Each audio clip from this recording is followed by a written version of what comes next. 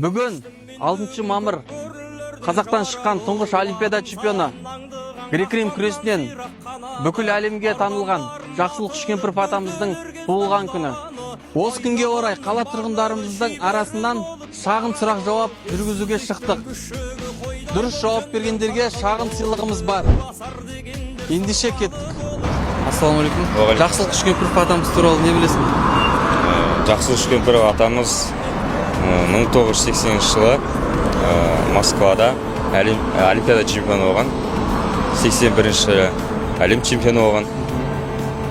Қазақстанның ең бірінші олимпиада чемпионы болып есептелінеді. Қазіргі таңда дүниеде жоқ, өкінішке орай. Біз ол кісімен мақтанамыз. Және де ол кісі Жамбыл облысында дүниеге келген. Рахмет жауабыңызға. Сол үшін сізге мындай Жақсылық Үшкемпіров атамыз жазылған терміз. Сәлеметсіз ба?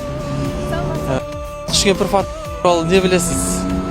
Бұл кісі грек-рим күресінен тұңғыш олимпиада чемпионы, иә. Сол осы кісінің атында мынау спорт комплекс сол осы кісінің атына салынған.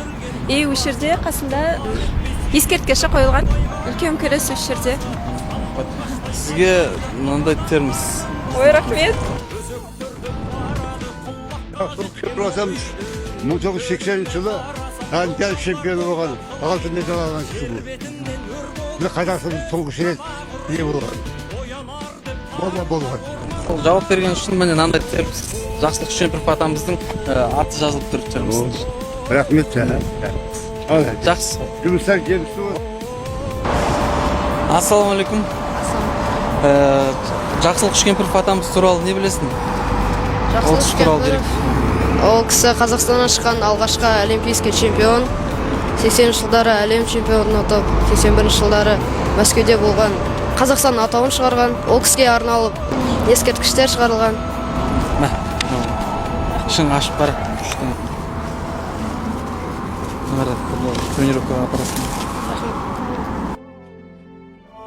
Ассалаумағалейкум. Жақсылық Үшкемпіров атамыз туралы не білесің? 80 жылдары алғашқы олимпиада чемпионы, әлем чемпионы, тұңғыш рекордсмен, ең көп судың астында 4 минуттан аса уақыт қойып рекорд жаңартқан әлем бойынша. Осы спортқа, жалпы Қазақстан спортына еңбек сіңірген спортсмен. Жақсылық Үшкемпіров атамызға қарап қызығамыз. Осы спортқа сол арқылы қызығып келдік. Жігеріміз мықты.